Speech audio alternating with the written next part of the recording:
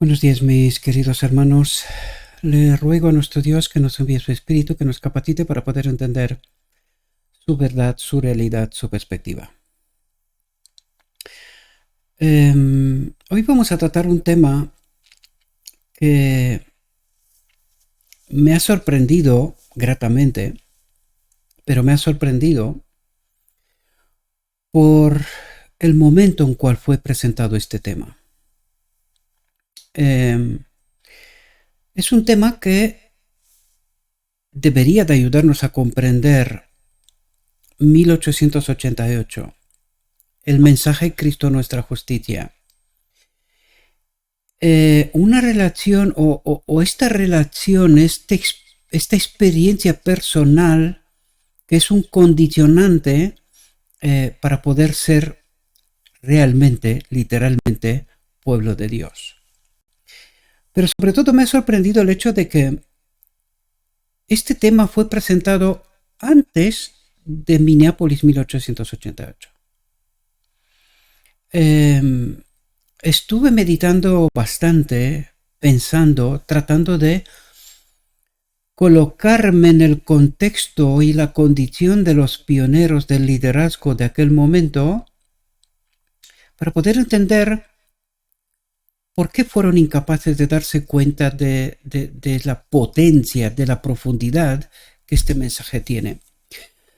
En realidad no debería de costarnos tanto de ¿por qué? Porque en realidad sigue pasando hoy mismo. Como yo ya lo preveía, porque podría decir que ya conozco quiénes son los seguidores de este canal. Las visualizaciones del último tema pues fueron ridículas, literalmente. Por esto cada vez más dedico más tiempo a otro canal o a otros canales. Estoy intentando resucitar dos de los canales más potentes que tengo, entre muchos que tengo, ¿verdad? Que a lo largo del tiempo he creado y he hecho algunas cosas en esos canales. Pero hay dos que son bastante potentes. Uno tiene, ayer mismo cumplió llegó a los 142,000 suscriptores. Hay un otro que tiene unos 50,000. Va camino a 51,000 suscriptores. Entonces voy resucitando estos canales porque precisamente ayer subían aquel de 50,000 suscriptores después de mucho tiempo de haber dejado de compartir estas reflexiones. Las compartí en todos los canales, ¿verdad? Pero cuando ayer subí algunas reflexiones, algunos que están en el canal me agradecían, ¿verdad? Porque creía que había abandonado por completo aquellos canales. No los abandoné, lo que pasa es que hay mucho material allí que se acumuló desde hace muchos años, miles de sermones. En uno me fijé, hasta me quedé yo un poco sorprendido, ¿no? 3,000 sermones que yo había compartido en aquel canal desde hace muchos años. Entonces tengo que limpiar porque, claro, muchos de ellos YouTube me está diciendo no es mi material. Entonces, hay que limpiar el canal. Uno lo he conseguido, el de 142,000 lo he conseguido. He echado fuera todo lo que no era mi trabajo. Y ahora voy a subir exclusivamente lo que es mi trabajo, ¿verdad? Y me queda el otro de 50,000, ¿verdad? Os digo esto porque, claro, como veo poco interés en este ministerio, entonces vamos a trabajar en este ministerio. Lo que pasa es que vamos a hacerlo más despacio, ubicando recursos, tiempo para los otros canales donde hay gente de muchas iglesias. Lo que estoy viendo ahora, por ejemplo, en el de 142,000 suscriptores es que hay gente de otras iglesias, de otras denominaciones. A medida que subo los materiales, pues algunos pues parece ser que no les gusta tanto, otros sí. Entonces algunos se suscriben y otros se quitan la suscripción. Pero esto no es un problema para mí, no, ese no es el problema, ¿verdad? Todo el mundo es libre de elegir. Y yo, en función del interés que la gente tiene, trabajo. Si no se tiene interés, pues disminuimos recursos y hacemos lo que tenemos que hacer. Así que en este canal, el último mensaje del cuarto ángel, a pesar de que suben algún que otro suscriptor, ¿verdad? Pero el interés es bien poquito, por lo tanto, vamos a quitarle recursos y dedicar a otros canales también tiempo. No tengo tanto tiempo, ¿verdad? Como no recibo ingresos de vosotros, apenas hay 2 o 3 que participan, ¿verdad? Y pues claro, tengo que comer, tengo que vivir de algo, ¿verdad? Y tampoco espero nada, no espero nada. Yo hago lo que tengo que hacer y cada uno tiene que hacer lo que tiene que hacer. Así que no, este no es el asunto, ¿verdad? De mi tiempo y de mis recursos respondo yo. De lo que hacéis vosotros, pues respondéis vosotros. Sin embargo, yo veo lo que estáis haciendo, en función de lo que estáis haciendo, pues también, si me aman menos, les amo menos. Si me aman más, pues os amo más. Es decir, y esto lo entrecomillo, yo amo a todo el mundo. Lo que pasa es que tengo que dedicar recursos en función del interés que se tiene, ¿verdad? Si no se tiene interés, pues ya os lo comenté en reflexiones anteriores, ¿verdad? No hay maldad. Simplemente debe de haber...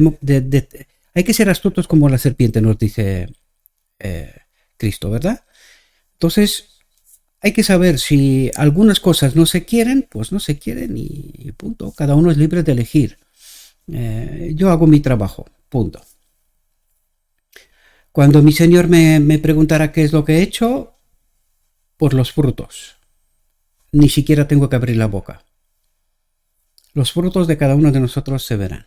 Bien, el tema de hoy, permaneced en mí, porque no quiero ocupar tiempo, aunque el tema es un poco extenso, no lo puedo romper en más partes, ¿verdad?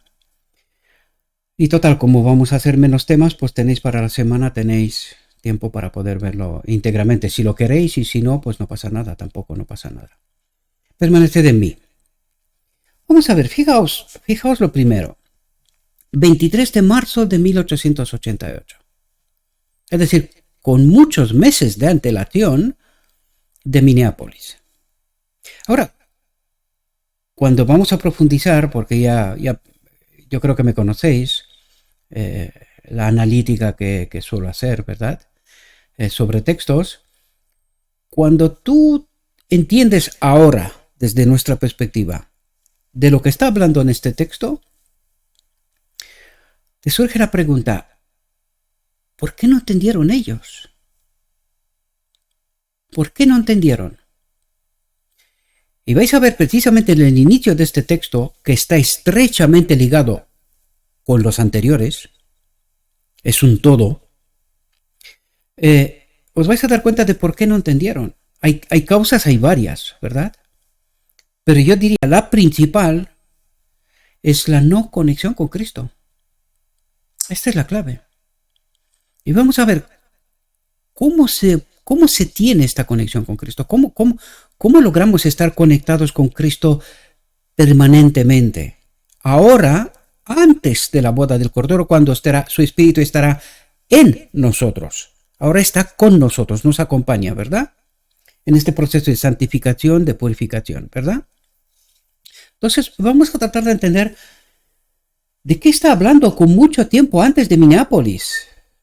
Y cómo en Minneapolis se quedaron tan sorprendidos teniendo esta realidad ya con mucho tiempo por adelantado, tiempo para pensar, publicada en Señales de los Tiempos, es decir, esto era interno. ¿Y cómo no lograron entender estas realidades? Pero para mí más sorprendente todavía es cómo no logramos hoy entender estas realidades. Porque claro, cuando un material que se os presenta se ve poco, pues ya sabemos por qué, ¿no? Más allá de lo que yo digo, porque por eso traigo ante vosotros escrito, está. Hago este trabajo de traducción, colocarlo en su condición correcta, destacar textos y luego tratar de explicaros. Cosas que no se hace, ¿verdad? No se hace en realidad.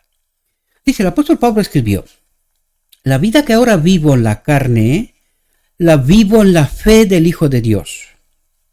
Ahora, estuve analizando este texto y me di cuenta, cuando habla de vivo en la fe del Hijo de Dios, lo que trata de decir es que vive en la fe del Espíritu de Cristo.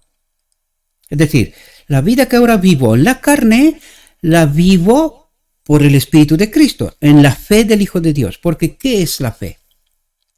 ¿Qué es la fe de Jesús? No soy yo el que hace estas cosas, sino el Padre que habita en mí. ¿Cómo habita el Padre en él? ¿Recuerden el pacto eterno? A través del Espíritu de Cristo. Es decir, el Espíritu de Cristo estaba en él. Y lo vamos a ver porque, ya os lo digo, esta es una de las claves por la cual mucha gente se perderá. ¿Por qué? Porque no hacen la distinción entre el Espíritu de Cristo, el sacrificio de la encarnación, y el hombre Jesucristo y su sacrificio de la cruz, ¿verdad? Recuerden que es el camino sacramentado, es decir, el sacrificio es un todo desde la encarnación hasta la cruz.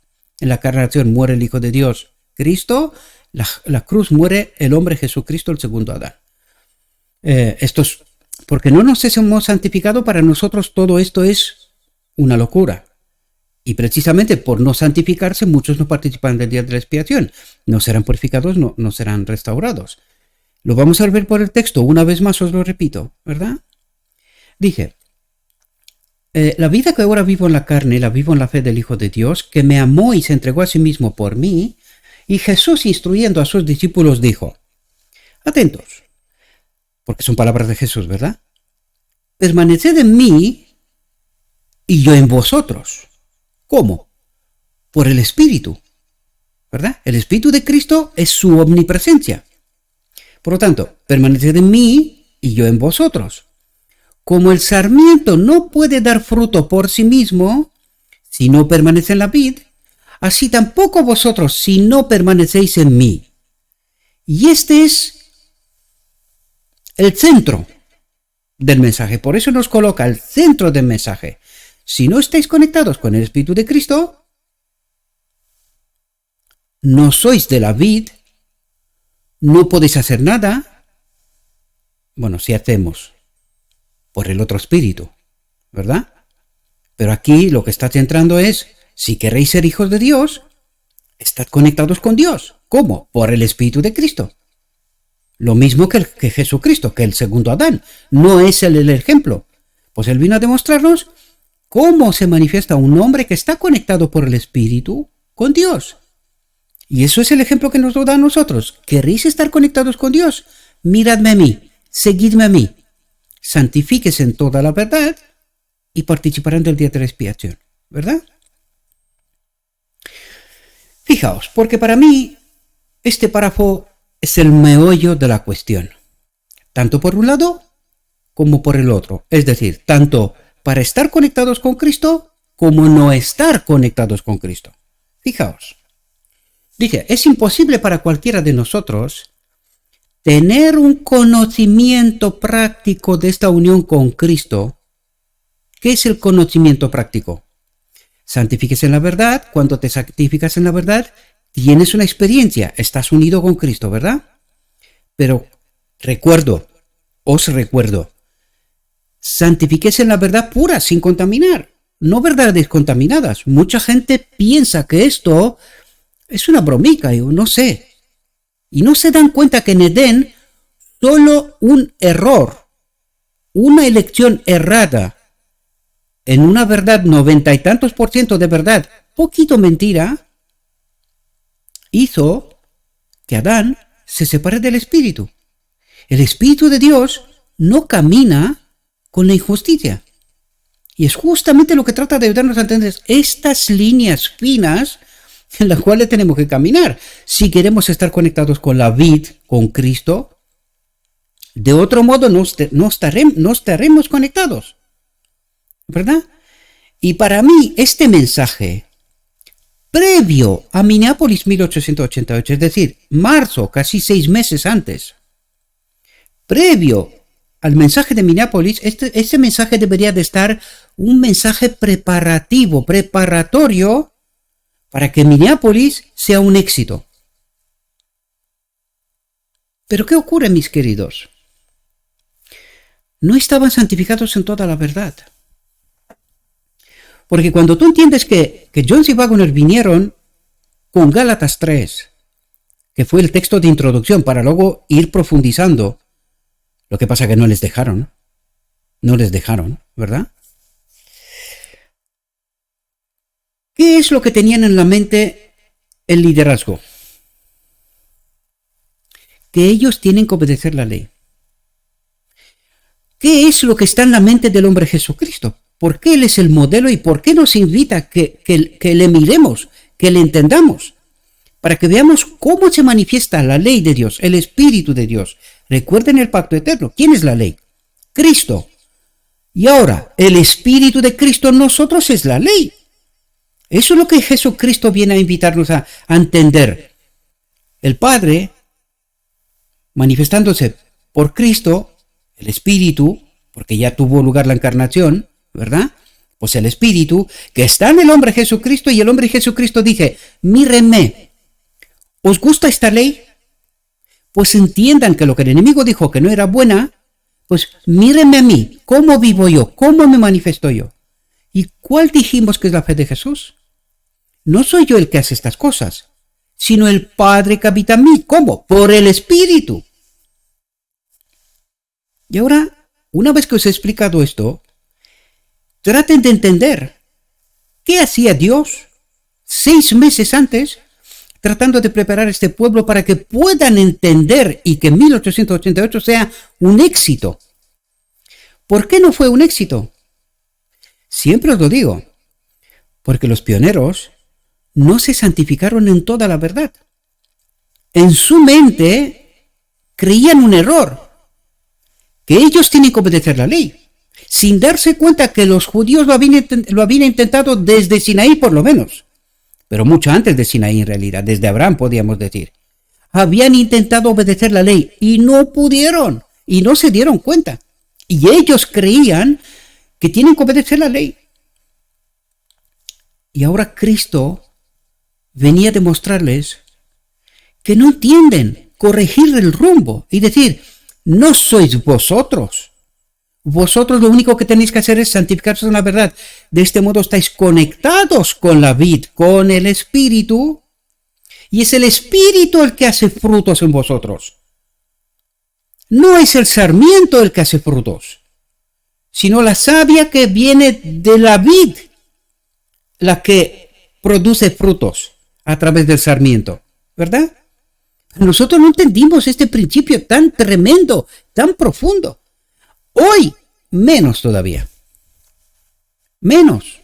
Porque el enemigo no para de mandarnos cuando en un extremo, cuando en el otro extremo. De modo que no podamos entender esta realidad. Y fijaos lo que dice 6 meses antes Dios. Dios.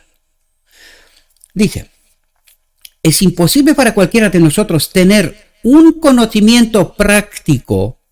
¿De qué está hablando? De una experiencia de esta unión con Cristo, con el Espíritu, sin el ejercicio constante de la fe. Sin el ejercicio constante de la fe. ¿Qué es la fe? No soy yo el que hace estas cosas, sino el Espíritu que habita en mí, ¿verdad? O en este caso de Jesús, el Espíritu que está con nosotros. ¿Quién obra? Cristo es nuestra justicia. Este fue el mensaje de 1888. Eso es lo que teníamos que entender. No somos nosotros, sino que es Cristo es que obra en nosotros. Claro, el liderazgo en 1888 se espantó de esta realidad. ¿Por qué? Porque dijeron, no, pero si se nos va la iglesia, si el hombre está pendiente y dependiendo exclusivamente del Espíritu, sin nuestra mediación, decían ellos, se desmorona la iglesia.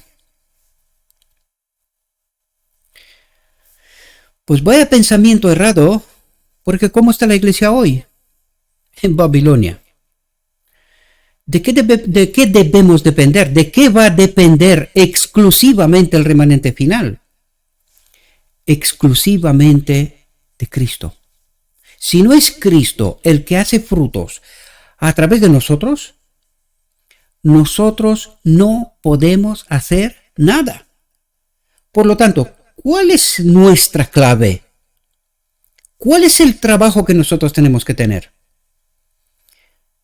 El único trabajo que nosotros tenemos que tener es santifíquese en la verdad.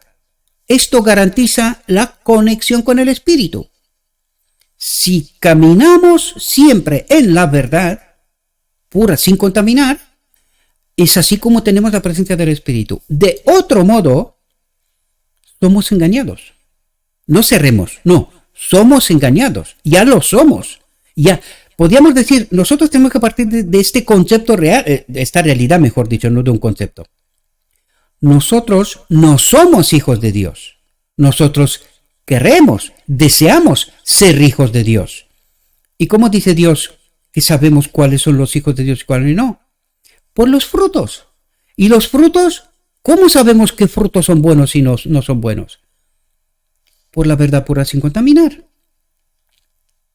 ¿Comprendéis? Por lo tanto, dice, sin el ejercicio constante de la fe une nuestras almas a Él y nos hace partícipes de la naturaleza divina. ¿La fe? ¿Y en qué está basada esta fe? ¿Verdad pura sin contaminar? ¿O verdad contaminada? La verdad contaminada nunca nos hace partícipes de la naturaleza divina. Si fuera así, ya la teníamos. Entonces, ¿cuál tiene que ser esta fe que une nuestras almas con Cristo y nos hace partícipes de la naturaleza divina? De la naturaleza divina. Aquí, en esta frase, vemos lugar santo, día de la expiación, lugar santísimo. La fe basada en lo escrito está, une nuestras almas a Él, a Cristo, y nos hace partícipes de la naturaleza divina. Participamos del día de la expiación. Pero claro, no entendemos esa profundidad, mis amados. Nosotros creemos que con verdades contaminadas, con gustarnos este mundo, nosotros podemos estar conectados con Cristo. Y Cristo nos dice, de esto nada.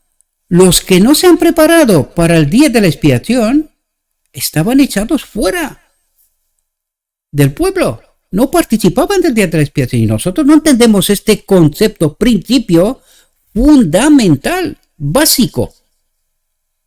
Entonces, ¿cuál es nuestra fe? ¿Basada en qué? ¿En una mentira? No puede ser. Esto es imposible. Dije, nuestro crecimiento espiritual, nuestra paz, nuestra firmeza, nuestra constante obediencia a las palabras de Cristo, no de un otro, todo depende del grado de fe que tengamos en Dios. Grado de fe, ¿esto qué es?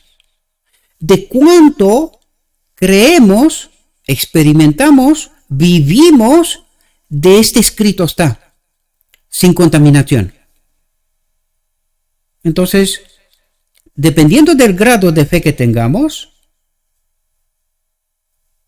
¿estamos en el camino correcto? ¿Estamos caminando con el Espíritu o no?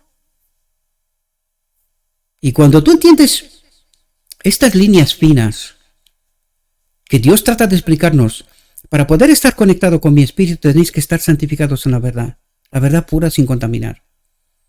Porque de otro modo ocurrirá 1888 en Minneapolis. No me conocéis. Por lo tanto, no sois míos. Por eso el espíritu se retiró. Y un otro espíritu tomó su lugar. Nosotros no entendemos esto, ni se nos ocurre pensar. Nosotros creemos que ya somos de Cristo, que Cristo está en este templo, tenemos el Espíritu Santo, por eso no necesitamos ni siquiera la boda del Cordero, por eso no entendemos el día de la expiación, por eso no entendemos ni siquiera el lugar santo y su propósito para este pueblo final. Por esto, cuando en este ministerio trato de ayudaros a entender profundo evangelio, no capas de superficie, en contraste con el evangelio que se os predica, escogéis iros. Y yo digo, muy bien, habéis tomado vuestra elección. Alguno menos, el fin está más cerca. Alguno menos que le toque tomar su decisión, ¿verdad?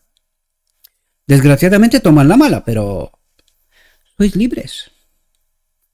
Libres, totalmente libres.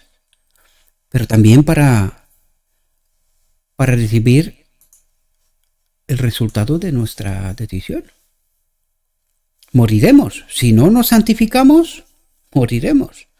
¿Alguien cree que esto es un juego y una broma? ¿Vale? Miren Edén. Miren el Edén. Este es el patrón en el cual tenemos que fijarnos. ¿Juega Dios? Nosotros lo entendemos. El Hijo de Dios tuvo que morir. ¿Por qué? Por una tontería del Edén. Venga, hombre, tampoco fue para tanto, ¿no? ¿Verdad? Si no entendéis esta realidad y el carácter de Dios, perdéis tiempo, queridos. Vosotros podéis hacer lo que en la gana os dé. Pero yo os digo, perdéis tiempo. Moriréis. Como dice Apocalipsis, anda no es vuestro nombre, que estáis con vida, pero estáis muertos. Estáis muertos. Perdéis tiempo, literalmente. Dice, sin fe es imposible agradarle. Sin fe. ¿Y en qué tiene que estar basada esta fe? Escrito está. No soy yo el que hace estas cosas. Recuerden cuando decía, cuando nosotros, es decir, la palabra de Dios tiene poder para cambiar nuestra naturaleza, dice. La palabra de Dios. Pero cuando tú profundizas en esto, dices, ¿quién es el verbo? Justo al Génesis. ¿Quién es el verbo? La palabra, el pacto eterno. La palabra, allí donde esté Cristo, está la presencia de Dios, su palabra, su voluntad. Por lo tanto, ¿quién es el verbo? La palabra de Dios manifestada desde la eternidad. Por lo tanto, la palabra, el evangelio, ¿tiene poder para cambiar nuestra naturaleza? Pues si nos santificamos en toda la verdad, ¿no nos dice que recibimos el Espíritu? ¿Estamos conectados con el Espíritu? ¿Y puede el Espíritu de Dios cambiarnos? Hay que experimentar esto, porque esto tiene que pasar de la teoría a la realidad. De otro modo, no somos hijos, hijas de Dios.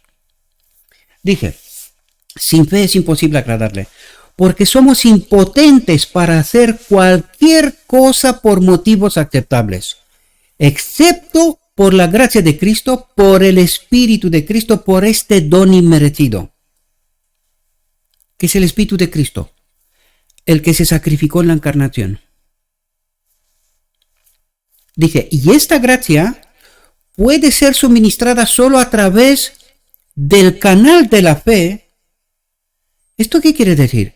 Solamente a través de aquellos que se han santificado en la verdad, entienden el conflicto, entienden los principios, entiende que no se puede repasar, o sea, traspasar los principios de la ley de Dios.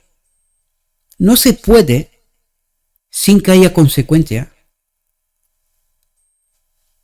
Excepto por la gracia de Cristo, y esta gracia puede ser suministrada solo a través del canal de la fe que abre el camino de la comunicación directa entre nuestras almas y Dios.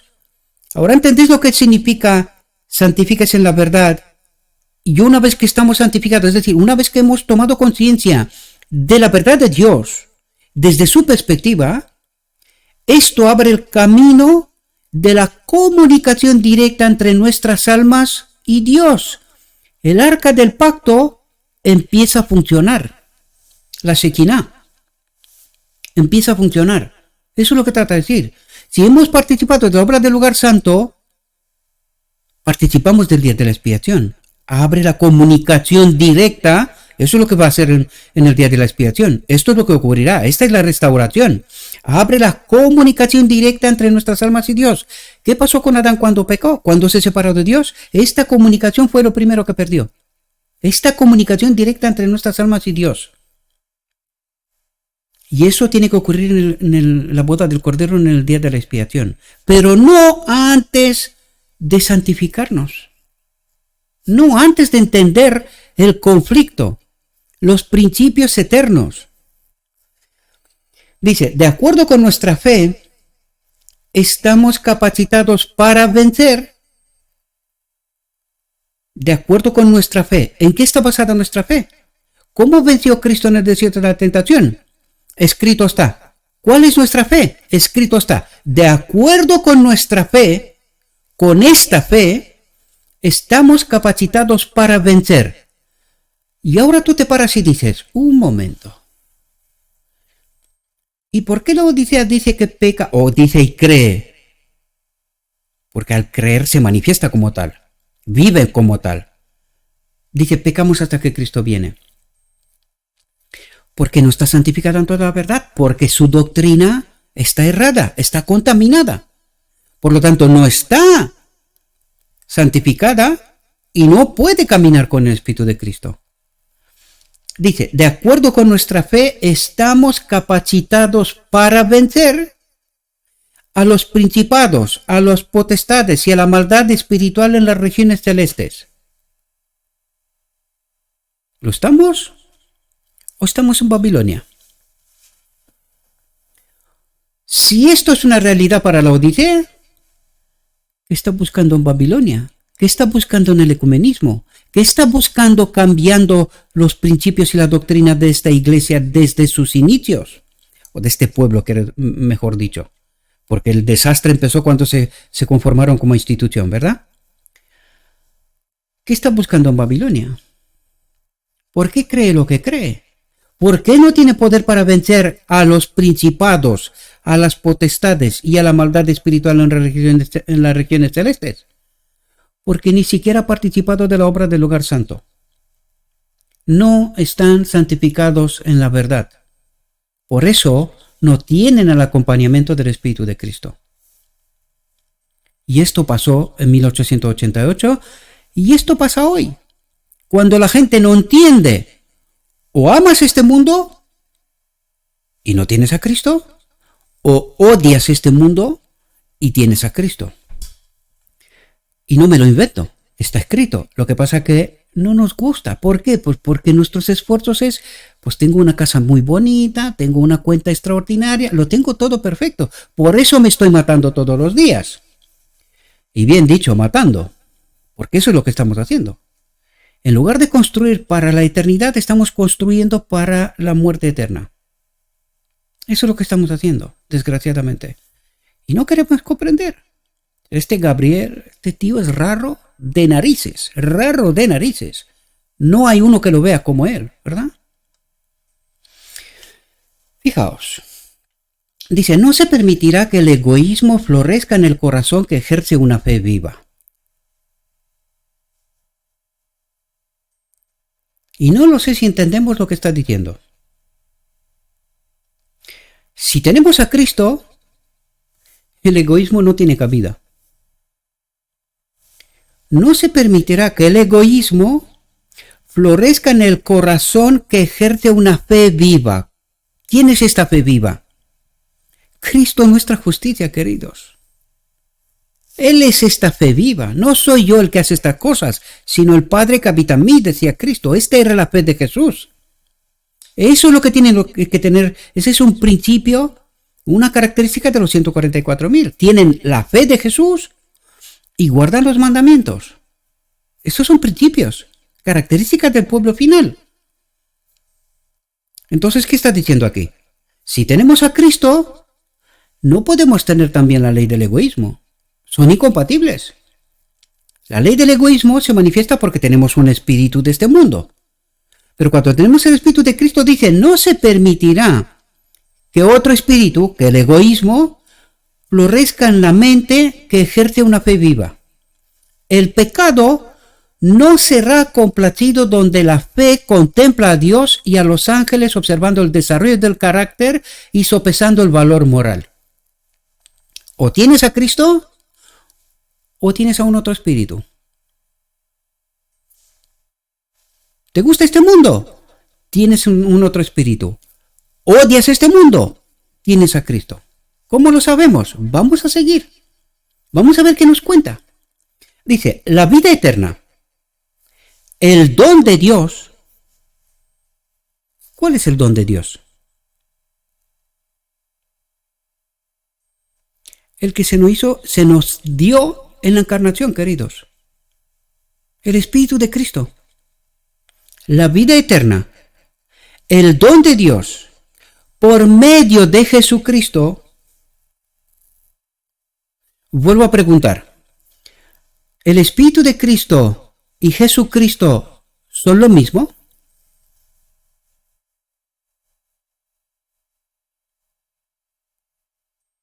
Os remito en el santuario, mesa de los panes, el Padre, Jesucristo, y el Espíritu Santo está delante, enfrente.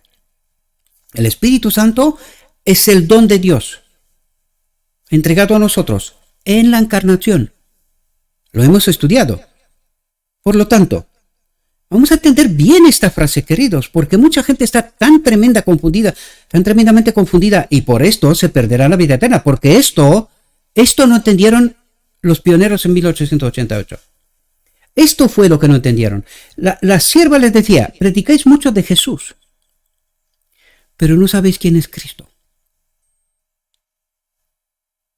Eso es lo que les dijo. Vosotros predicáis de Jesús, pero no sabéis quién es el don de Dios, quién es el Espíritu de Cristo. No lo sabéis. Por eso dice ella, hay que dedicar todo el tiempo para poder entender la encarnación, el misterio de la encarnación. Porque fijaos cómo empieza la frase. La vida eterna, el don de Dios. ¿Qué es la vida eterna? Que tengamos el Espíritu de Cristo aquí, la fe de Jesús. La vida eterna, el don de Dios, por medio de Jesucristo. ¿Quién está en el trono de Dios? El Padre y Jesucristo. ¿Quién le pide al Padre este don de Dios para Gabriel? ¿Quién lo pide? Jesucristo. ¿Ahora entendéis lo que está diciendo la frase? La vida eterna, el don de Dios, por medio de Jesucristo, es una realidad preciosa. Díganme que no estaba preparado este pueblo para 1888. Díganmelo, queridos. Dios trataba de abrir la mente. Trataba de santificar a este pueblo. Recuerden que en el día del juicio, aquel hombre quedará mudo. ¿Verdad? Aquel hombre sin traje de la boda del Cordero quedará mudo. Yo pregunto, ¿algún hombre que haya participado de 1888, cuando Dios traerá este texto, 23 de marzo de 1888, y lo pondrá delante de las narices de todos los que han participado en 1888, díganme, después de haber explicado yo esta frase, una frase, si tendrán alguna palabra que decir. Cuando Cristo les dirá, ¿ahora entendéis por qué no me habéis aceptado? Yo traté de despertar vuestra mente. ¿Me habéis entendido? No, pero yo pregunto, ¿y tú, Laodicea, hoy? ¿Tú entiendes esto? Pues ¿cómo lo van a entender si están con la doctrina de la Trinidad? ¿Cómo van a entender cuando algunos, yo creo, porque yo, veo lo que está pasando en mi propia iglesia, ya no voy a otras, ¿no? Algunos quieren morir sí o sí. Tú les explicas que la doctrina de la Trinidad es falsa, que es la trampa mortal tendida para la Odisea, y no la quieren abandonar, cueste lo que cueste. Pero no sé si entendemos exactamente de lo que nos está diciendo Dios, porque eso no entendieron en 1888. Y 6 meses antes, Dios les habló. ¿De qué estaban ocupados? ¿En qué estaban ellos ocupados para que no entiendan estas realidades? ¿Ahora entendéis la reflexión anterior? No se puede servir a dos señores. Y lo que vimos aquí, no se permitirá que el egoísmo, un otro espíritu, florezca en la mente del que ejerce una fe viva, del que se santifica en la verdad pura sin contaminar. Pero cuando Cristo no está aquí, tú no puedes ver, no entiendes. O sea, tú tienes bajo tus narices demostración, míralo. Este texto es antes de Minneapolis. ¿Entendieron ellos esta realidad? Ni por asomo, queridos. Ni por asomo. Pero mi pregunta es, ¿y la Odisea? ¿La Odisea entiende esta realidad? Ni por asomo. ¿Y vivirá? Queda bien poquito para que nos encontremos con la verdad de Dios. No con historias y cuentos, no, con la verdad de Dios. Dice, la vida eterna, el don de Dios, por medio de Jesucristo, es una realidad preciosa y el pecado se vuelve excesivamente pecaminoso y aborrecible cuando nosotros no estamos en esta realidad preciosa, cuando nosotros no entendemos esta realidad preciosa. Y esta es la consecuencia de no comprender esta realidad preciosa. Y el pecado se vuelve excesivamente pecaminoso y aborrecible después de que Dios ha hecho todo lo que necesitábamos para que seamos salvos. Pero ¿quién no ha hecho todo lo que necesito para ser salvo? ¿Cuál es la única obra que se me exige a mí? Santifíquese en la verdad. Pues cuando yo no cumplo con mi trabajo, no tengo la presencia del Espíritu, aunque se me ponga bajo mis narices la verdad más preciosa, la realidad más preciosa de la eternidad, soy incapaz de entender. ¿Por qué? Porque mi atención está atraída a un otro Señor, a este mundo. Me encanta una casa preciosa, un coche precioso, viajar, dedicar mi tiempo a cualquier cosa de este mundo, menos santificarme en la verdad. Y entonces el Espíritu de Cristo dice, bien, te entiendo, respeto tu decisión, pero que sepas que sin mí estás muerto. Tú haz lo que tú quieres, eres libre. Mi amor va hasta este absurdo. Te amo, te quiero, te respeto tanto que te dejo que elijas libremente y yo no influiré en esta decisión. ¿Te gusta este mundo? ¿Su espíritu? Pues que sepas que este mundo, su príncipe, están condenados a la muerte eterna. Si esto es lo que quieres, esto tendrás. Dije, la fe contempla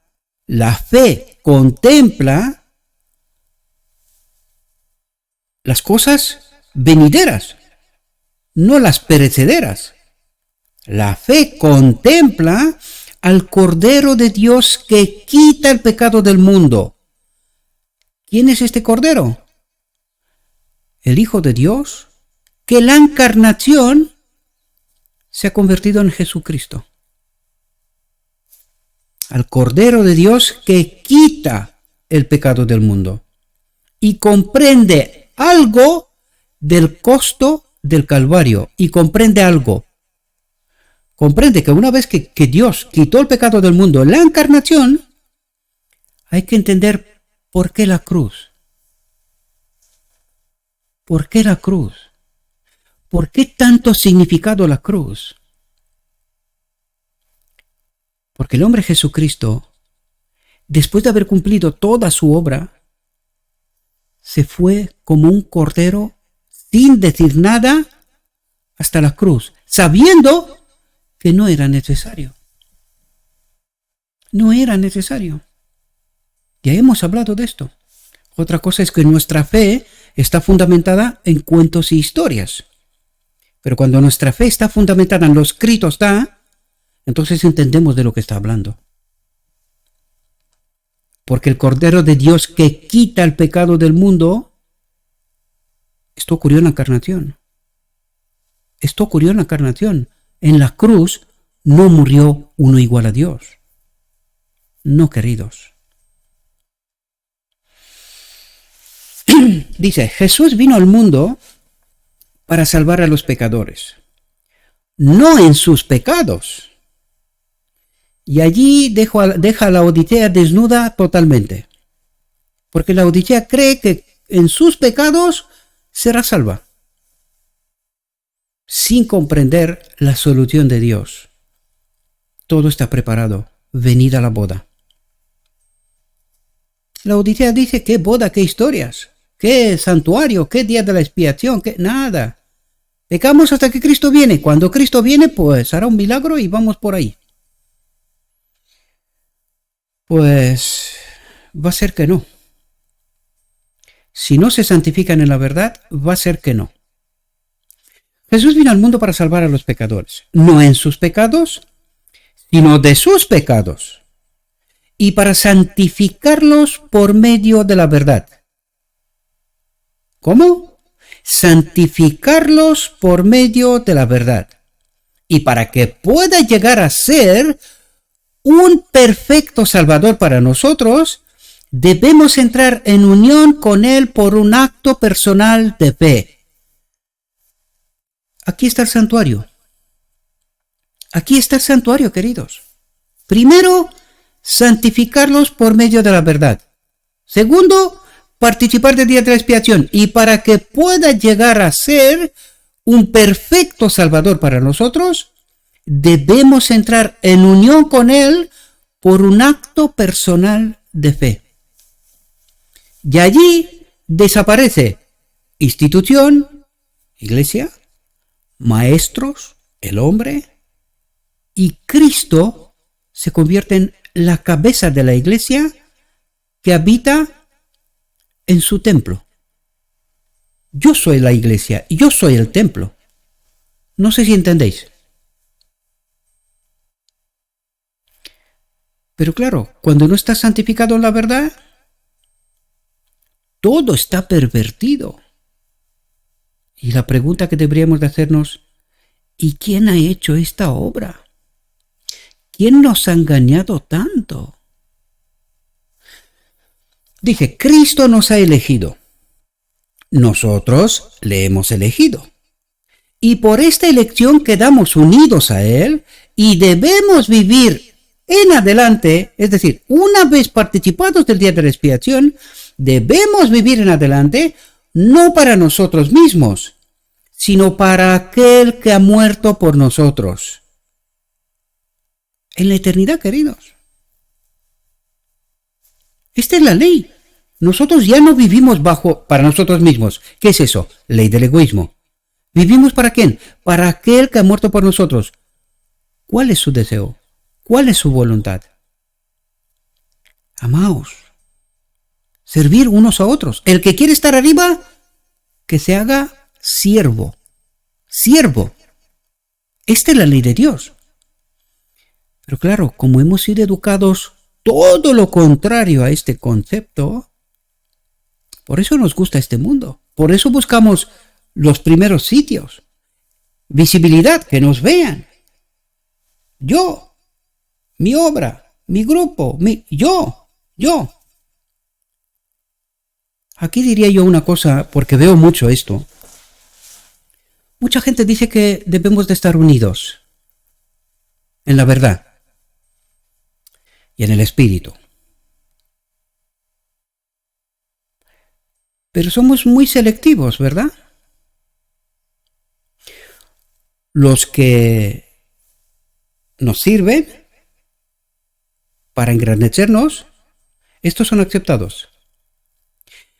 Pero los que no comulgan con nosotros, con esto no queremos unión, porque no nos sirven. Y he dicho mucho aquí. El que entiende, que entienda. Esta es la unidad del diablo, queridos. Es la unidad del diablo. Cuando nosotros somos selectivos, si me obedece, si me sirve a mí, a mi obra, a mi ministerio, esta es la unión que Dios quiere.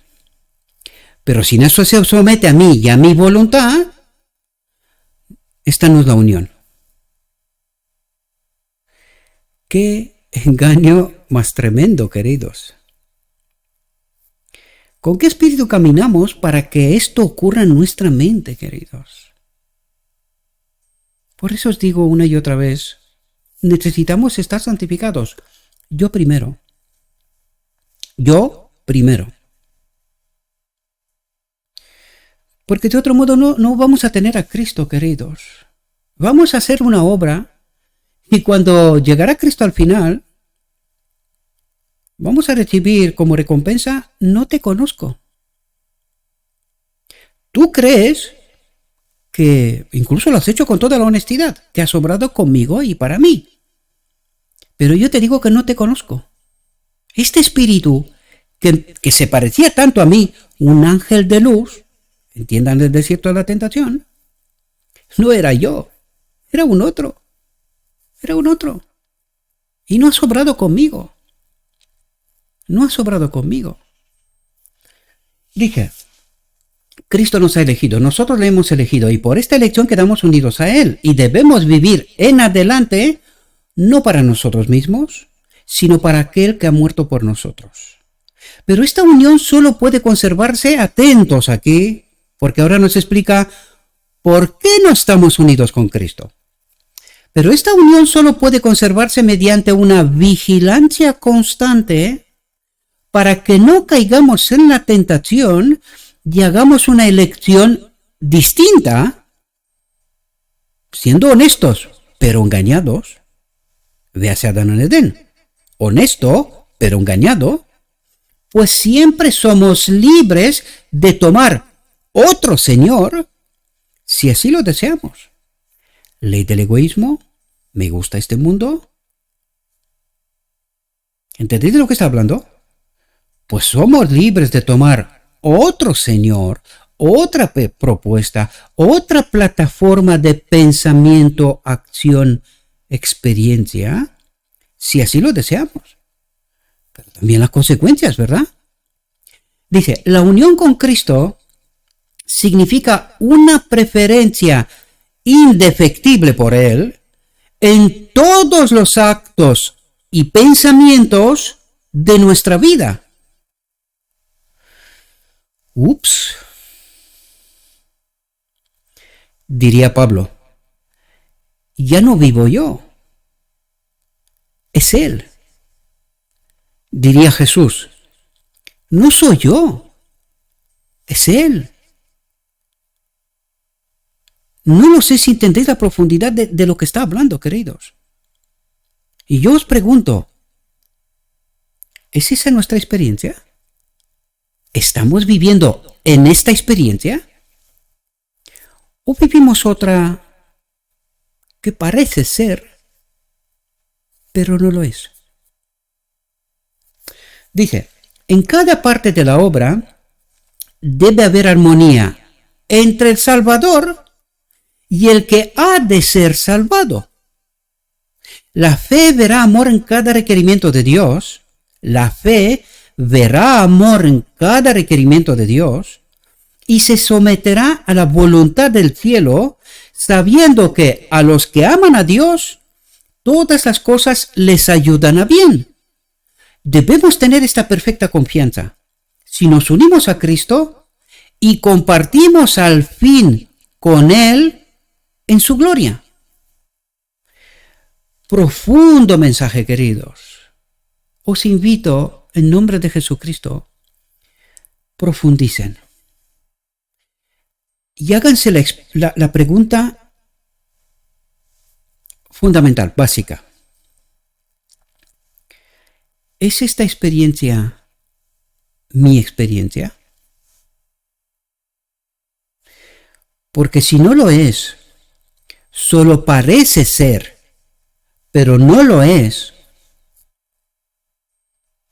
Igual parece ser que estoy caminando con Cristo, pero igual estoy caminando con un otro Señor.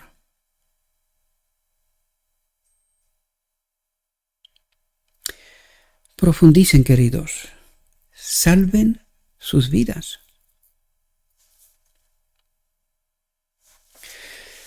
Dice, Cristo estará constantemente trabajando por tu salvación. Los ángeles serán comisionados para protegerte de las artimañas del adversario y para atender a todas tus necesidades. Pero queridos, no extraigan esta parte y quédese con ella echando fuera todo lo que nos ha dicho hasta aquí, porque todo lo que nos ha dicho hasta aquí es un condicionante para que todo esto se cumpla.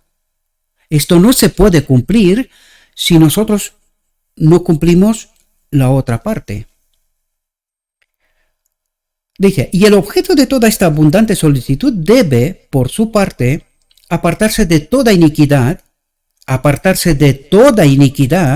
y perfeccionar la santidad en el temor de Dios. Debe velar y orar. Debe pelear la buena batalla de la fe, resistir al diablo para que huya de él y soportar la dureza como buen soldado de la cruz de Cristo. Dice, buen soldado de la cruz de Cristo. ¿Qué pasó en la cruz? No hay nada de este mundo en mí. Y no me importa ir a la cruz o donde sea que sea. No aceptaré, aunque me cueste la vida, no aceptaré nada de este mundo porque sé que cualquier cosa de este mundo que yo la acepto, mi experiencia no puede ser diferente que la de Adán. No puede ser. Por esto la cruz. Y por esto la invitación de Jesucristo, id a la cruz. Morid a este mundo. Si no morís, no tendréis vida en vosotros. Dice, debe velar y orar, debe pelear la buena batalla de la fe, resistir al diablo para que huya de él y soportar la dureza como buen soldado de la cruz de Cristo. Tiene que librar un conflicto constante con enemigos invisibles y solo a través de Cristo puede salir victorioso. He aquí el mensaje de 1888. Cristo es nuestra justicia. Solo a través de Cristo, de este don inmerecido, en este templo, puede salir victorioso. Pero si no tenemos la experiencia previa de todo lo que nos ha contado hasta aquí, nosotros no podemos entender estas realidades, queridos. Nosotros las leemos. Buen texto. Qué bonito esto, tal. Pero no entendemos la profundidad, los principios escondidos, condicionantes, para que, llegados a este punto, entendamos que lo único que necesito, ahora y eternamente, es a Cristo. Porque en Cristo se manifiesta el Padre. Eso es lo único que necesitamos. Y hasta que no entendemos esta realidad, no somos de Dios.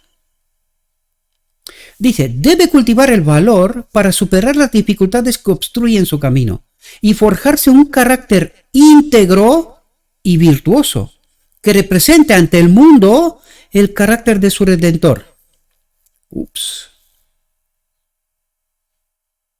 ¿Cómo de lejos estamos, no? ¿Cómo de lejos estamos nosotros de una realidad así?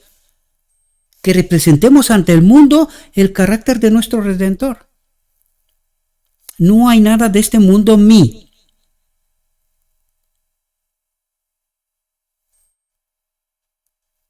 Qué tremendo, ¿verdad? Qué tremendo. Dice, permaneced en mí. Son palabras de gran significado. Permanecer en Cristo significa una fe viva, ferviente, refrescante, que obra por amor y purifica el alma. Obra por amor, por el Espíritu, y purifica el alma. Ahora, en el día, en aquel día, en el día de la expiación. Significa una constante recepción del Espíritu de Cristo, una vida de entrega sin reservas a su servicio. Una entrega sin reservas a su servicio. Donde exista esta unión, aparecerán las buenas obras. La vida de la vid se manifestarán frutos fragantes en los sarmientos.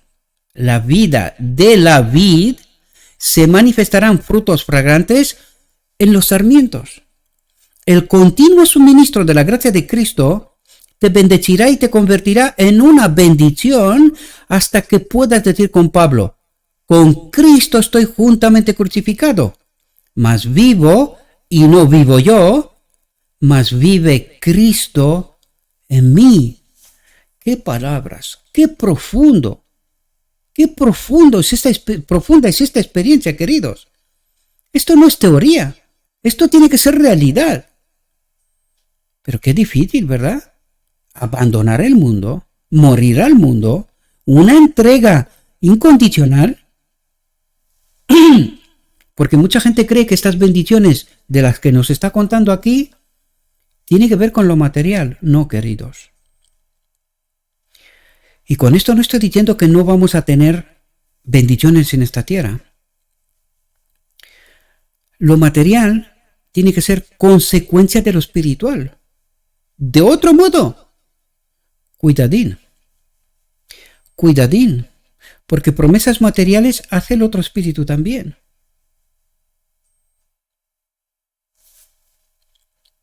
Y se les da. Miren actores, miren cantantes, hay algunos que declaran abiertamente los contratos firmados con el enemigo para tener éxitos en este mundo. Y cuando les llega la hora, están espantados, espantados.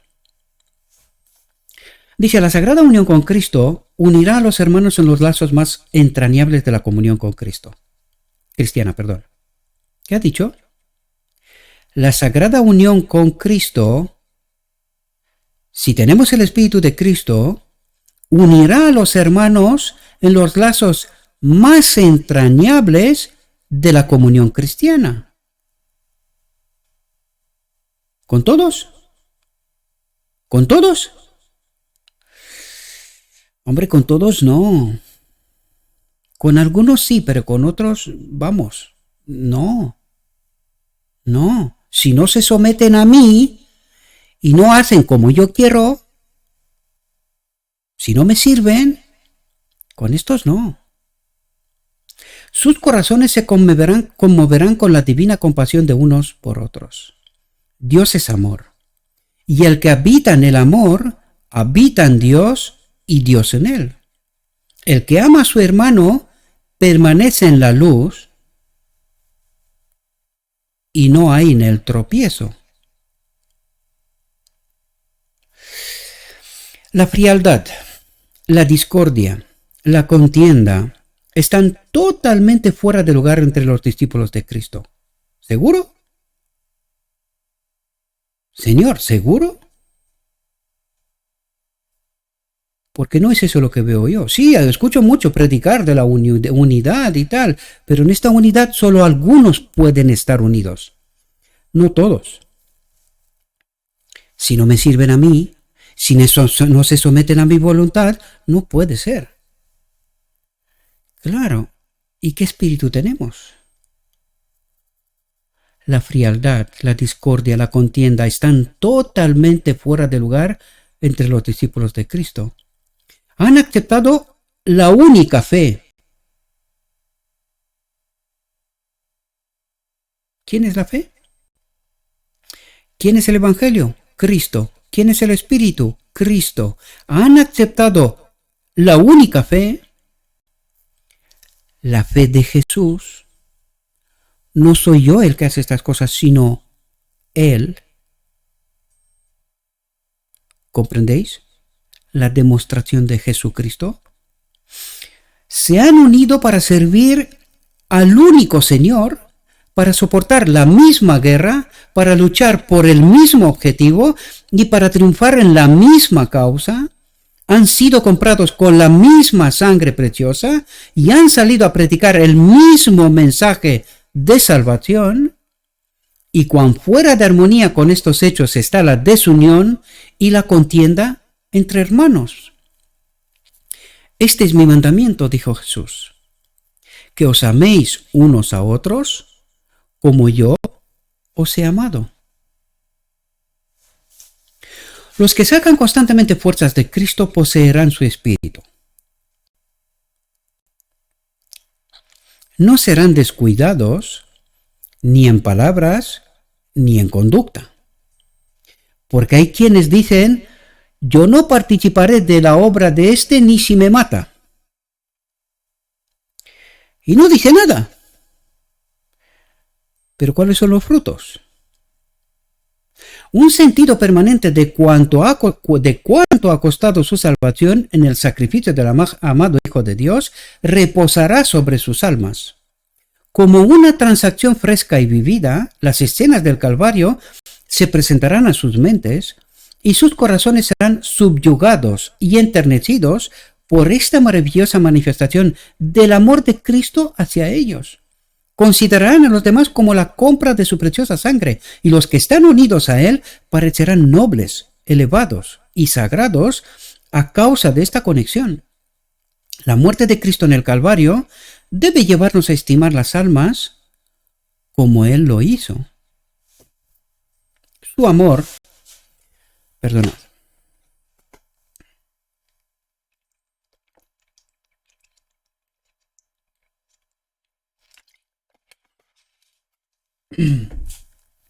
Su amor ha magnificado el valor de cada hombre, mujer y niño. Y si tanto amó Dios al mundo, que dio a su Hijo unigénito para que todo el que crea en Él no perezca, sino que tenga vida eterna, ¿deberíamos ser indiferentes a los demás y despreciar a aquellos a quienes Dios ha valorado a un precio tan infinito?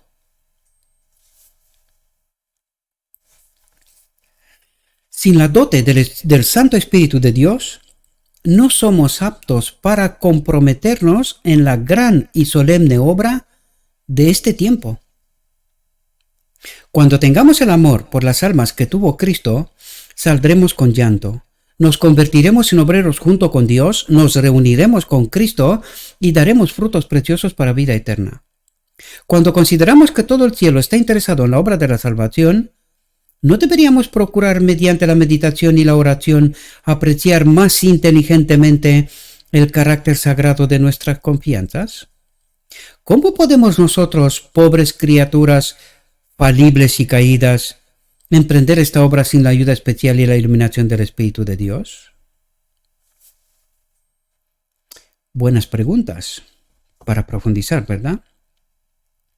Deja que Dios sea tu consejero.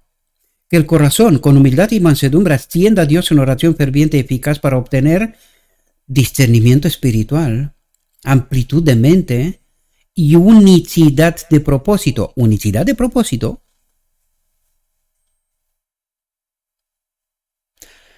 No lo sé si entendemos esta realidad, ¿verdad? Para glorificar a Dios y salvar al hombre. ¿Cómo glorifican los 144,000 a Dios? ¿Cómo lo harán? Deja que Dios sea tu consejero, el arca del pacto. Que el corazón, la mente, con humildad y mansedumbre, ascienda a Dios en oración ferviente y eficaz para obtener discernimiento espiritual, amplitud de mente y unicidad de propósito, para glorificar a Dios y salvar al hombre. ¿Cómo glorificamos a Dios?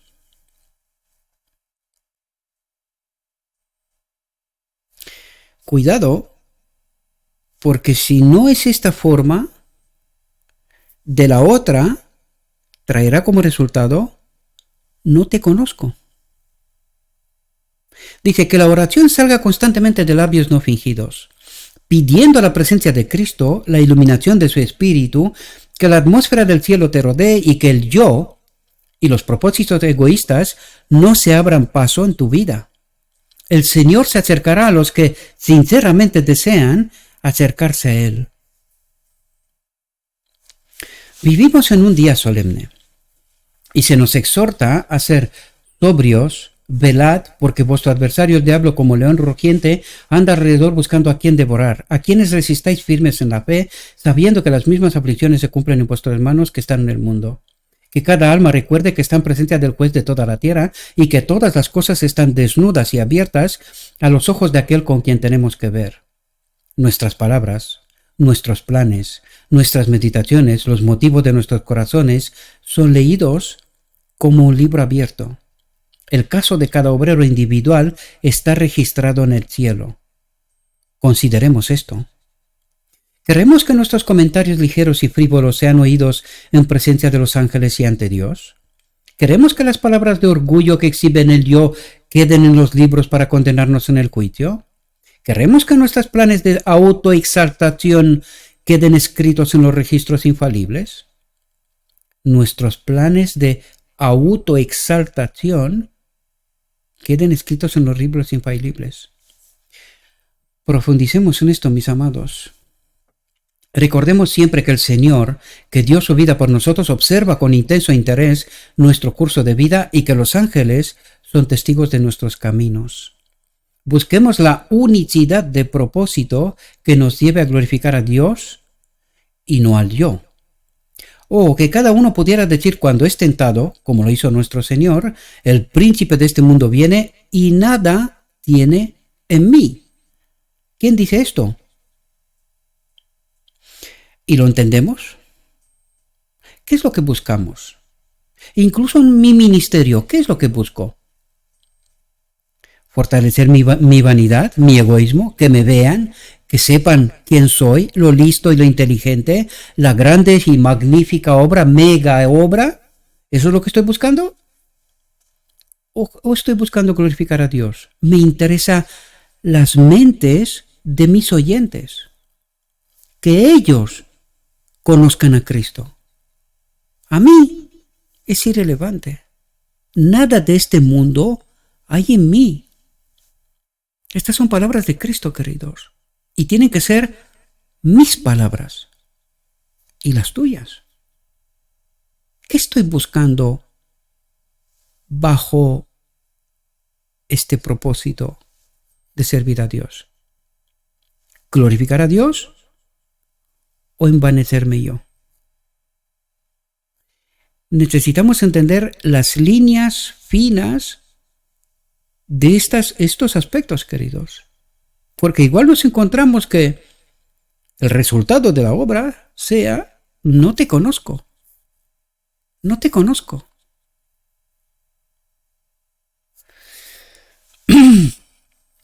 Queremos arrancar de nuestros corazones toda planta que nuestro Padre Celestial no haya plantado, para que no seamos inducidos a proferir cosas egoístas y perversas. Y créanme, queridos, os hablé desde el principio, si nosotros no nos santificamos en toda la verdad y no amamos, no podemos tener el Espíritu de Cristo. Y aunque se nos presente la verdad, nosotros hacemos caso omiso. No tendremos en cuenta. Aunque grite la profeta años y años, la consecuencia fue solo una: separarlos. Jones Waggoner, la profeta, mandarla para Australia, al otro para Inglaterra, y dividirlos y vencerlos. Y ese vencerlos ha hecho que esta iglesia que tanto creían defender, o esta obra que tanto creo defender, no sea obra de Dios, que pare en Babilonia. Aunque yo declare en cuatro vientos: hemos salido de Babilonia, cuidado, que Babilonia tiene que salir de aquí. De aquí tiene que salir Babilonia. Y queremos arrancar de nuestros corazones, nuestras mentes, toda planta que nuestro Padre Celestial no haya plantado. Aquí hay que hacer limpieza. Aquí. Y permitir que el Espíritu de Cristo obre, no un otro. No un otro. Oh, por más de Cristo y menos del yo. Oh, que los obreros estén vestidos con la armadura de su justicia, que puedan estar constantemente sacando del pozo de la salvación, participando de la naturaleza divina, que puedan salir obreros espirituales con el yo perdido en nuestro divino Señor. Y cuando ocurre esto, solo sabes hacer una cosa: amar. Amar. Y cuando te equivocas, saber pedir perdón y poder retomar el camino. Pero cuando ni siquiera esta experiencia básica, elemental, no somos capaces de hacer, ¿cómo pretendemos caminar con Cristo? ¿Cómo creemos glorificar a Cristo? ¿Cómo creer que mi obra para Cristo? Hay que empezar por la guardería, queridos. Hay que empezar por la guardería, con humildad, con humildad. Nuestro estándar es demasiado bajo. Debemos desechar estas ideas baratas de lo que es esencial para hacernos obreros en la causa de Cristo. Debemos tener puntos de vista más elevados acerca del carácter elevado de nuestro trabajo. Queremos trabajar en el espíritu en que Cristo trabajó. Queremos representarlo ante el mundo. Necesitamos humillar grandemente nuestras almas ante Dios, confesando y abandonando nuestros pecados. Porque de otro modo, este espíritu, que se le parece tanto, tomará lugar y hará una obra que nos vamos a espantar. Entiendan, obra que abandona a Cristo del lugar santo. ¿Quién ocupa su lugar? ¿Qué obra hace sobre el mundo? ¿Y dónde está Cristo? ¿Y dónde está su pueblo? Uno detrás de otro se han ido del lugar santísimo al lugar santo. Ups, ¿y no se enteran? Pues no. Pero obran. ¿Para quién? Para el enemigo. Nosotros no entendemos la destrucción de Jerusalén después de la obra de los judíos sobre Cristo. Del rechazo, mejor dicho. Nosotros no entendemos. Guardaron el sábado, restauraron el santuario, hicieron de todo, hasta el año 70, cuando Dios dijo, basta de cachondeo. ¿Hasta cuándo vais a jugar conmigo? ¿Hasta cuándo? Véase la Odisea. ¿Hasta cuándo le vais a reír en la cara a Dios? ¿Hasta cuándo? ¿Queréis saber? Léanse Ezequiel 9. Es paralelo a la destrucción de Jerusalén de los judíos. Esto pasará con la Odisea, pero no se lo cree. Ella cree que es especial. Los judíos también lo creían.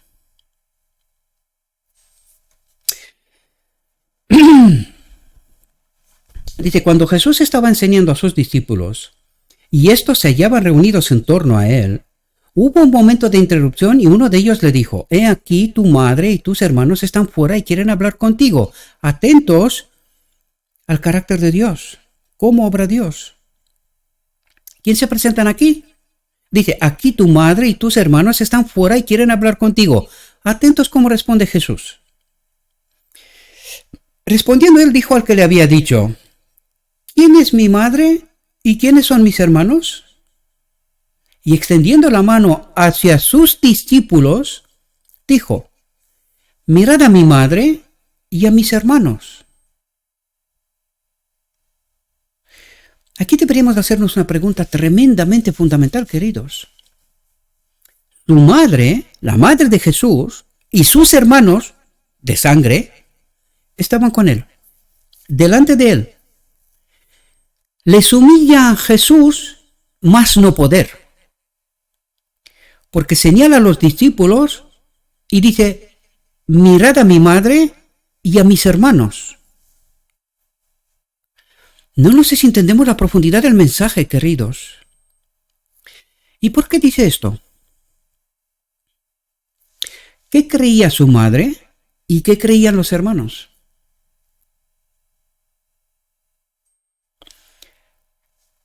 Que él va a ser puesto en el trono de Israel como príncipe de Israel. Eso es lo que creían. ¿Y esto qué es? ¿Es algo de este mundo? ¿Estaban ellos? ¿Con qué espíritu creían lo que creían? Pero ahora vamos a mirar a los discípulos. ¿Por qué dice que los discípulos son su madre y sus hermanos? ¿Por qué?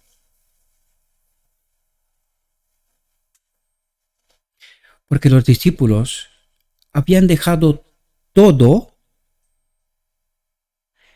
y le seguían. No había nada de este mundo en ellos, ni deseos de este mundo en ellos, aunque no estaban limpios del todo, lo dijo él mismo. Aún no entendéis qué es lo que he venido a hacer. Pero habían dado el paso primero. Lo habían dejado todo por Él. Aquí hay una lección bien profunda, queridos, que nosotros hoy nos negamos a entender. Nos negamos a entender. Y aquí Jesús dice algo que es nivel guardería. Si no abandonas el mundo, tú no puedes ser mi hermano o mi madre, entiéndase. No puede ser. Tremenda lección. Y bien haríamos tomarla en cuenta. Dice, porque cualquiera que hiciere la voluntad de mi Padre, que está en los cielos, ese es mi hermano y mi hermana y mi madre.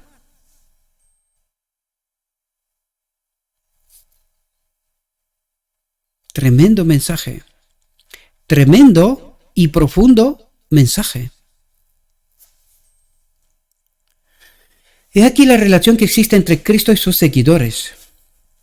Ocupamos esta posición exaltada si en verdad estamos haciendo la voluntad de Dios. ¿Entendéis lo que está diciendo? Ocupamos esta posición exaltada si en verdad estamos haciendo la voluntad de Dios. No mía, no la del mundo, no nada de esto. Santifíquese en la verdad, en toda la verdad. Allí está la voluntad de Dios. Hemos de considerarnos constitutivos de la familia de Cristo y hemos de seguirle como hijos queridos, adoptados en la casa de Dios. ¿No hemos de honrar a nuestro padre y a nuestra parentela? No tenemos excusa que alegar, pues por medio de Jesús podemos ordenar todo poder en el cielo. No lo sé si es por segunda vez que nos trata de explicar cómo funciona la divinidad. Dice, pues por medio de Jesús podemos ordenar, pedir todo poder en el cielo, el Espíritu de Cristo, y en la tierra, para que andemos dignamente de nuestro alto llamamiento. Satanás tratará constantemente de menospreciar nuestra concepción o nuestros privilegios y responsabilidades. Quiere que consideremos la obra de Cristo como una obra común. Obra común, fuego extraño, y que la hagamos desganada y negligentemente. Nos mantendría indiferente a las posiciones exaltadas y sagradas que deben alcanzarse en la vida y el carácter cristianos. Pero debemos aplastarlo bajo nuestros pies. Debemos establecer una enemistad inquebrantable entre nuestras almas y nuestro enemigo. Pero debemos abrir nuestros corazones al poder y la influencia del Espíritu Santo. Queremos que se apaguen las tinieblas de Satanás y que fluya la luz del cielo. Queremos llegar a ser tan sensibles a las santas influencias que el más ligero susurro de Jesús mueva nuestras almas hasta que Él esté en nosotros y nosotros en Él, viviendo por la fe del Hijo de Dios. Necesitamos ser refinados, limpiados de toda terrenalidad, hasta que reflejemos la imagen de nuestro Salvador y lleguemos a ser partícipes de la naturaleza divina, habiendo huido de la corrupción que hay en el mundo a causa de la concupiscencia, de los deseos. Queremos las cosas de este mundo y por eso no tenemos a Cristo. Entonces nos deleitaremos en hacer la voluntad de Dios y Cristo podrá reconocernos ante el Padre y ante los santos ángeles como los que permanecen en Él y no se avergonzará de llamarnos hermanos. No lo sé si entendemos la profundidad de lo que está diciendo, queridos. Pero no nos jactaremos de nuestra santidad. A medida que tengamos una visión más clara de la pureza inmaculada e infinita de Cristo, nos sentiremos como Daniel cuando contempló la gloria del Señor y dijo: mi hermosura se convirtió en mí en corrupción. No podemos decir estoy libre de pecado hasta que este cuerpo vil sea cambiado y modelado como su cuerpo glorioso. Esto tiene mucha profundidad. ¿Quién es el hombre de pecado? El enemigo, queridos. No solamente lo que nosotros creemos, ¿no? Babilonia. No. El pecado está en nosotros por la presencia de un otro espíritu, de su ley, egoísmo. Pero si constantemente procuramos seguir a Jesús, tenemos la bendita esperanza de presentarnos ante el trono de Dios sin mancha, ni arruga, ni cosa semejante, santificados en la verdad, en toda la verdad, completos en Cristo, revestidos de su justicia y perfección, de su espíritu. Esta es la ropa blanca que necesitamos para acudir a la boda del Cordero, mis queridos. Dijo mi guía, todavía hay mucha luz que debe brillar de la ley de Dios y del Evangelio de la justicia. Este mensaje, entendido en su verdadero carácter y proclamado en el Espíritu, crecerá hasta alcanzar una importancia tan grande como apenas soñéis y iluminará la tierra con su gloria. Gracias por vuestra atención, mis queridos hermanos. Le ruego a nuestro Dios que nos envíe su Espíritu, que nos capacite, que podamos entender su verdad, su realidad, su perspectiva. Entendiendo, hagamos nuestra elección. Os deseo, mis queridos hermanos, que tengáis un próspero día. En todo lo que os he dicho, os lo he dicho en nombre de Cristo Jesús. Amén.